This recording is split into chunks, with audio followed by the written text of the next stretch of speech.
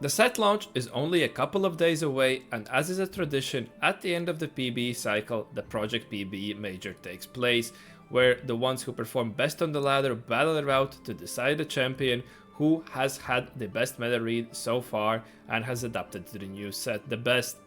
For our today's VOD review, we're jumping in game with Blah Blah Blah, who managed to finish third in the overall standing, and we're going to be looking at a game to see how he managed to do so.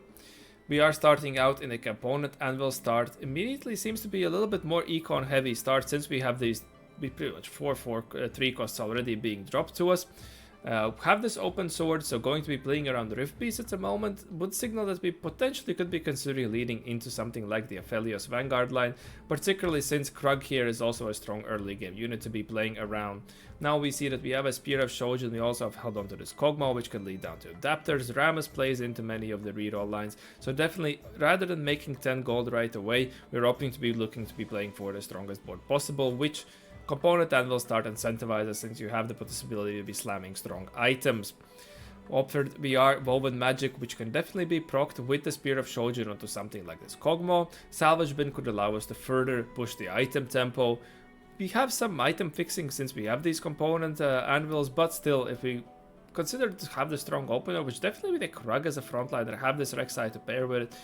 If we find a strong backline combination for items, we can definitely be looking to push right there. Unrivaled though. This is an augment that has mixed takes. Some believe this to be incredibly strong, while others believe it to be utter garbage. For example, there was dispute last night between Wasion and Dish Soap, both sharing different opposing views right here. The idea is that you definitely need to be able to tempo over it. With the component anvil start, you could be looking to do so, because you have these extra components obviously, but you definitely need to be racking up these takedowns. We're going to be doing a scout around the lobby. A little tough to decide the direction. Seems someone will be playing it into Caitlyn. Clear Mind is an augment that it's great for econ purposes, but you'd probably be ended up a little bit loose streaking. Could be playing into something like the Morgana Invokers line if you opted to, and Bodyguard training definitely provides you with the strong but it's a strong tempo purpose. It has a lot of upfront magic resistant armor, and then synergizes greatly with something like the Vanguards or Juggernauts. Essentially a defensive trade that offers something that is not resistances. But we're going to be picking up Unrivaled and immediately opting to aggressively level, pick that Rek'Sai 2, going to be slamming GA from our component anvils, and opting to keep an open bow, which, because we want this Rageblade for this Rengar, considered to be the best item for him. Unfortunately, we're going to immediately picking up a loss, the classic Kha'Zix case, leaving everything on 1 HP. This is why sometimes it's so tough to be just pushing tempo with this augment, getting these takedowns that you need for these Kha'Zix evolutions to be taking place. And GA theoretically is going to be the best slam, even though it doesn't provide the most upfront damage and might not be considered in the stats to be the strongest one. This guy definitely needs the survivability, particularly the earlier stages of the game, when if your tank just dies, Kha'Zix is going to get immediately retargeted, and you are just going to be dying and not getting these takedowns, and you need to be snowballing with this thing. You definitely need to be racking up takedowns every chance you get. It's going to be very hard to be bouncing back.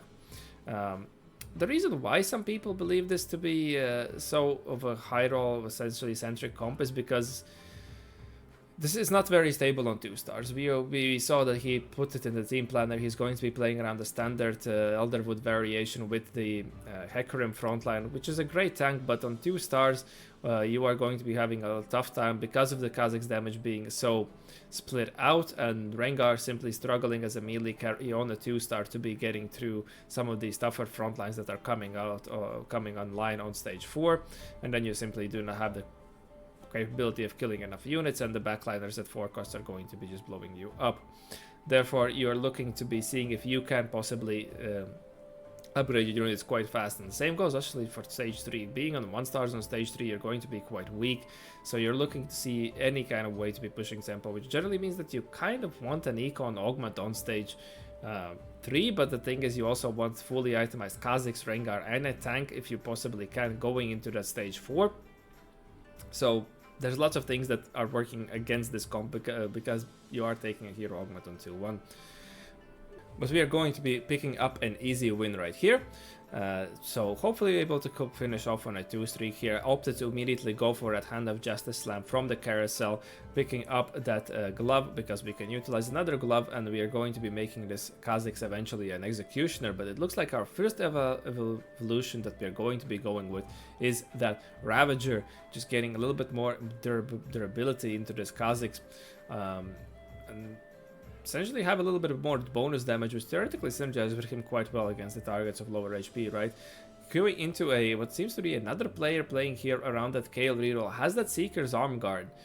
That could be an interesting take, but theoretically this Kale should be able to, once at its 3-star, able to rack it up quite well. But then we're relying on her to finish off the fight. Have to see. But a lot of players are going to be playing around the artifacts, I would imagine, throughout this week and going into the live set as well, because there are so many great synergies. We get a gold warp, it seemed, and this is going to be even more. We get the econ out, which is not exactly what we wanted to, because we only got dropped a couple of components right here.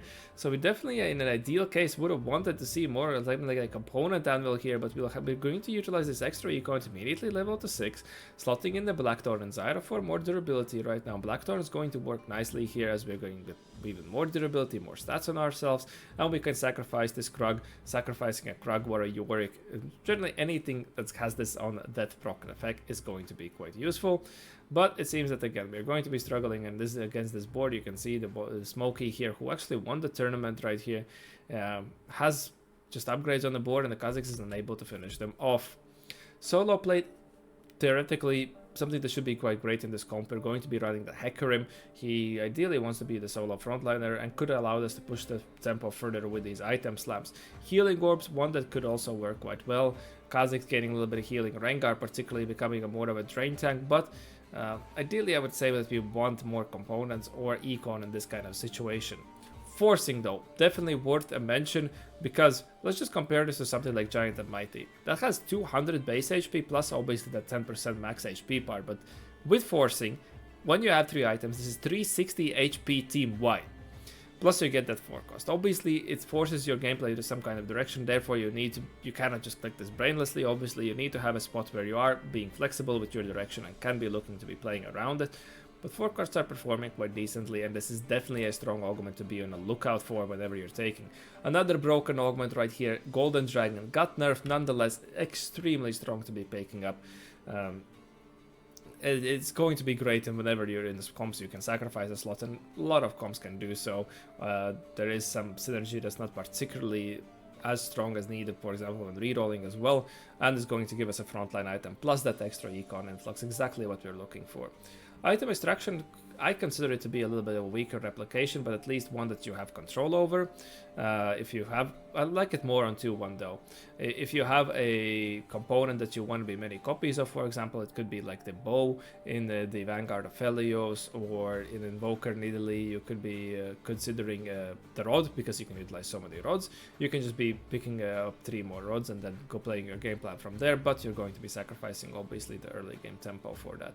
And booster pack if you simply wanted a little bit extra econ, but we're going to be going with the Golden Dragon, which is the obvious choice in this kind of spot. And now our frontliner is going to be quite durable, allowing this Kha'Zix to go to work. You can see even the Edge of Night here is going to still get procced through all this extra splash damage. So if our tank hadn't been as durable, the Kha'Zix would have been bye-bye and we would have been weak. But we're going to be opting to level here and roll aggressively right here. Immediately pick up the Hecarim too, which is going to be quite strong, and transitioning into our standard variant board right here. Rolling even further, pick up an Ezreal pair, and I managed to hit that Kha'Zix upgrade. This should be sufficient for ourselves, leaving an open belt which could transition into either Spirit Visage or Warmogs, or if you're able to get another glove from the carousel into something like the Striker's Flail for this Kha'Zix to complete a 3-item Kha'Zix. Definitely a takeaway here that we are going to want to invest items first into Kha'Zix to be able to push this tempo quite aggressively. So let's see what we are going to be opting to go for onto this carousel, but you can see that we had the econ interval because we picked up the charm, and he definitely opted to be going for the aggressive tempo purposes, not being afraid to send it down to, well, we stopped around at a little bit below 30 gold, but I would imagine if he hadn't found those upgrades, When we're sitting on pairs, we're still opting to go deeper. Rolled here wants to see the charm, going to say this gold charm is going to be, this econ charm is going to be worthwhile for ourselves, so we're going to be picking it up. Looking to position also, have to keep note somehow, because we're not even utilizing this tree to get immediate stun. For example, instead of front of this mastery, it could be extremely strong. I'm just seeing if he's found any way to maybe get this Kazakhs to manipulate with his positioning to get onto the backlines. We'll have to pay a little bit more attention once we see a particular specific matchups that we're looking for. Going to be now picking up the Executioner, nicely going to synergize there. Also, high roll this Ezreal too, which, well, is nice to pick up for the tempo purposes, and if we expect that there is the Elderwood player right here, so we might not be able to pick it up as early on, but without items, it's a hefty investment to be making here when we are definitely not sitting on a lot of, well, we're sitting here at 30 gold, which is fine, but we pick up another, I think this is another econ charm that we're picking up here, the rerolls one, and we're going to be getting 6 rerolls from this. That is a lot. That is definitely going to help our econ. This is why sometimes even aggressively rolling can be worthwhile. Just do not be too picky with your charms, because you do not want to be sacrificing a lot of your shop slots. Closing in here, unfortunately dropped that 3-6 round right there, but it's going to be fine nonetheless. Now we have that half of Rage Blade, going to be opting to slam this blue buff right here onto the Ezreal right away. Could have perhaps slotted it in Rengar, you know, 2 items to his 2 items. Still going to be rolling a little bit here, all the way down to 30 gold. And we complete this Rage Blade right here, leaving this belt open. That definitely is going to be transitioning now most likely into, I would assume, a frontline item, but could also become a Sterak's Gauge for this Rengar if we wanted to get a 3-item Rengar right here. The Golden Dragon just being so much of a value that maybe we're able to hold, but we queue into Smokey here, who has rolled down with that capital Golden Destiny in the capital gains. That is one of the strong econ combo that has allowed him to push here and immediately find the 2 stars right here on that Soraka's Eye Reflex. Celestial Blessing probably is hovering, is going to be immediately rerolled right away. Theoretically a comp that could utilize it decently, but it's just, I'm having a hard time seeing when this Augment has seen a lot of use and actually good use. Earth's Grab Bag if you wanted more items, but we have no use for this spatula right away, so I'm not going to be picking it up. Tons of stats, definitely an augment that could be considered here, just simply more combat power if we were in a spot to it. But however, Call to Chaos has a little bit more potential upsides, has strong combat options, has the econ that we might be looking for. The downside would be hitting the XP one right here, that would put us on level 8, which is a horrible outcome, could lose us the game, but maybe he's a gambling man. And verticality, great in your vertical lines, but we are not playing one. He's going to be going with the Card of Chaos. It has the item upside, it has the egg as well, which could have lost us the game, but we're going to be hitting rerolls, which is probably the best one we could be hitting here. And you can see, since we're getting, particularly this is a prismatic tier, right? This is going to provide a huge power influx into the lobby, and in this spot, when you pick up an econ, you definitely are looking to be spiking as soon as you possibly can. Made that choice here to not go for that Diana. We do not have items for her. We rather find this Rengar right 3 here, and going to be utilizing all our free rerolls to pretty much go back down to 0 and picking up that pick up the Rengar 3 and just going to be chilling from here pretty much. We have hit our board. It's nevertheless still a very close fight here, but yeah, the takeaway is whenever you take these heavy econ augments right there, you want to be spiking hard on that spot, because that is what the advantage is giving to you before the natural econ flux of the game has balanced you out. And now we also opted to utilize our free rolls to be fishing for strong charms. Now this is going to delay our level 8, and any trick we could have done during these free rerolls, the 0 gold charms are actually quite strong, so we could have just bought out the shop and seen potentially a 0 gold charm that we can pick up and then just simply resell those units. But we're going to be, because we could get something like the 4 or 5 gold charm here, this is going to be quite a hefty investment, and definitely should have scouted to see if we wanted to, if it was necessary for us to be picking up these wins. But we saw a Lux 2 there, it seems, on level 8. That is also going to be extremely strong board against the Blossom board right there. So there are still strong boards, just have to see what is in our matchup pool. Going to be picking up the temporary Bramble Vest and slamming the Sterak's Gauge with the sword that we picked up from the carousel. So hoping that our frontline items are going to work out. Have this open cloak, still wanting to be this stone plate. We are positioning as if we had a stone plate, but that is, well, we just simply do not have any other frontline units really, and we have this golden dragon that we want to be stacking up fast. Now the upside is that this Rengar is going to be printing us back the econ we wanted to, and still going to be hoping to hold onto these extra copies of Diana. Okay, going to be selling them. I was going to say, because we have this Ezreal 2 already as well, we could just be itemizing that. It's quite unlikely that we're going to be finding lots of strong Diana items right here. We're still quite far away, and there is a player playing around Diana as well.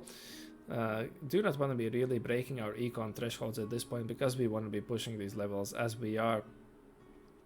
We are looking to be leveling and picking up a rapid fire unit. I would assume this Aphelios, ideally for the Kha'Zix next evolution, and into the adapter reroll should be easy picking for ourselves. Nicely have bounced back. We could see that from this extra hit we're going to be picking up Spellweaver now, because we do not have that rapid fire right away.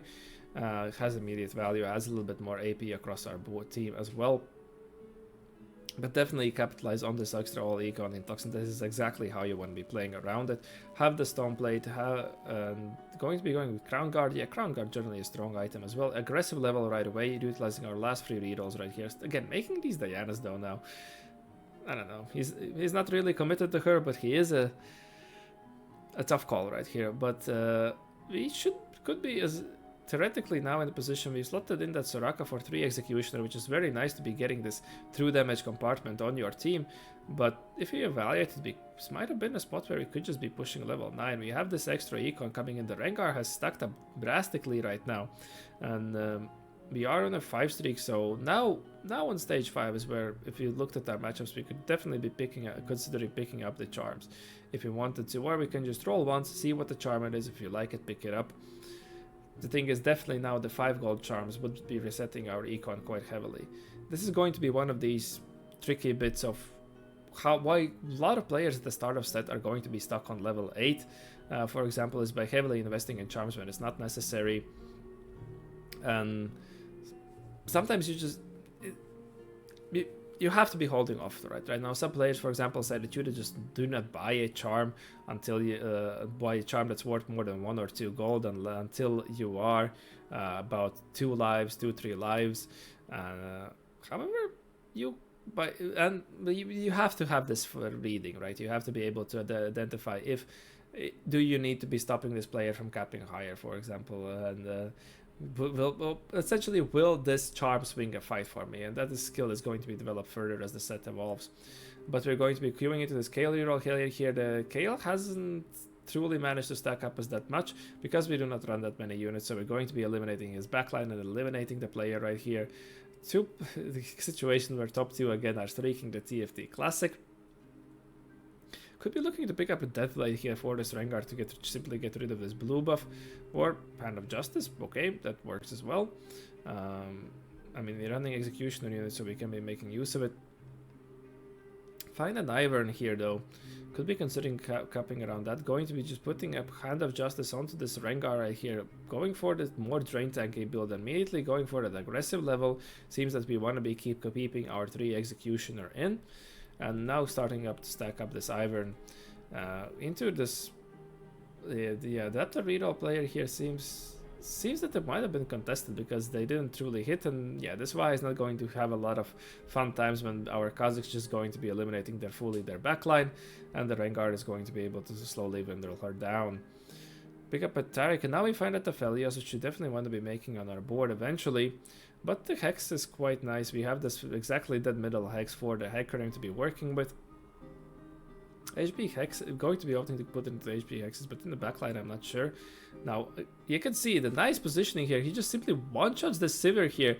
By having this Kha'Zix walk up to this range, he was considered to be the lowest in the range, and immediately picks up. So he has read the positioning of this Kha'Zix. He has figured it out, has seen that there is a way to be playing around it. And nicely read right here, secures ourselves a top 4. We're pretty much in a top 3 with 2 players still away, streaking, and last one Smokey here on 3 HP. Yeah, definitely a little bit of a TFT Classic right here, but we could be even definitely pushing level 10 from here on out. And definitely look to cap up our board around potentially more 5 costs. Still heavily investing into these charms. Maybe that is something you can be doing so when you have this extra econ influx. Generally, when you have all this extra econ and, well, our 2 of our augments, well, 1.5 of our augments are econ, and we have this Rengar printing econ. That is one way for you to gain advantage. Definitely be on the lookout for econ augments. Now the Kazakhs didn't exactly jump onto the Zyro or Sorakas, was a weaker target right there, but eventually is going to making it to there. They also have these targets isolated, so we're getting the bonus damage right here, but still the fight was close nonetheless. So maybe it's going to be coming down if we can make it to the backline. Have a Loon in the shop as well, going to be picking up that pair, leveling for that Aphelios because we have that rapid fire evolution also coming online. But now we could be considering dropping out of this Elderwood package right here. The tree isn't really doing anything, and particularly also into this Invoker Morgana Nidalee matchup is going to maybe stand up frontline. Now it's just getting dwindled down by the Morgana, but the way we win this matchup is by essentially getting onto this Morgana quite early on with our Kazakhs. Did get to Nidalee in the last second, and Kazakhs should be able to win this fight, but now the Diana is going to be closing off with the TG, but we're picking up another upgrade right here, picking up these extra consumables to further damage, funnel more damage into our Rengar. But we could have been playing around the Loon here. 3 Lunar is a nice breakpoint to be having. And yeah, the Elderwood tree isn't doing much, the LeBlanc isn't doing too much either.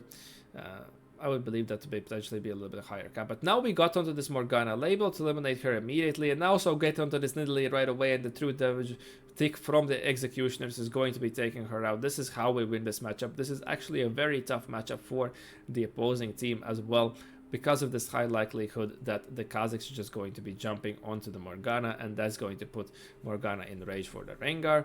And hoping to pick up an Inferno Spatula. Are we considering, when we're playing around this Lux, also have a Lunar Lux?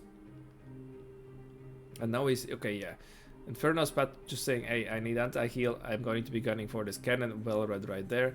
Pick up more AP and mana gen 4 to this Kazakhs. Still remaining onto the side because we have the Iron Hexes, but now the Kazakhs is jumping on a little bit of weaker frontline. So it seems that the Voidsin is trying to spread out his units so to manipulate this Kazakhs of not getting onto his Morgana immediately. Nonetheless, we have managed to scale and managed to pick up that anti-heal. And now we also make a 2-star Lunar Lux. Could get rid of this Ivern, but then we definitely wanted also, I would assume, this 5 Lunar to be having with the Loon if we could have. But, well, we have lives to be playing, but we are not under extreme pressure to be doing so. They have the Loon 2 of their own. We jump onto this Nidalee this time and immediately eliminate her. This Kazakh is just pretty much one-shotting everything, and that is going to be spelling the game. No way, I do not think there was a way for Voidsim to be truly playing around it. Well executed game by blah blah blah. Heavily investing into that early game tempo and funneling his items into the Kazakhs to get these evolutions rolling, and only then focusing on Rengar. Found a strong augment obviously in Golden Dragon that allowed us to truly stabilize our front line and keep his Kazakhs alive, and heavily investing into this tempo game plan to get ourselves rolling. Picked up that Call to Chaos, which thankfully didn't ruin the game for ourselves, but we saw that we immediately needed to be spiking with the extra econ influx. Nicely we're able to 3-star our board, and that is when you're going to be having a great time. If you're able to 3-star 3 of your 3 cost on 4-2, you are rolling, and that allowed us to push the levels and potentially see the best case scenario that this comp can truly be extremely strong against some of the strongest meta comps if all the conditions align. I would like to thank you for watching. I hope that you learned something new, and I wish to see you in the next one. Have a good one.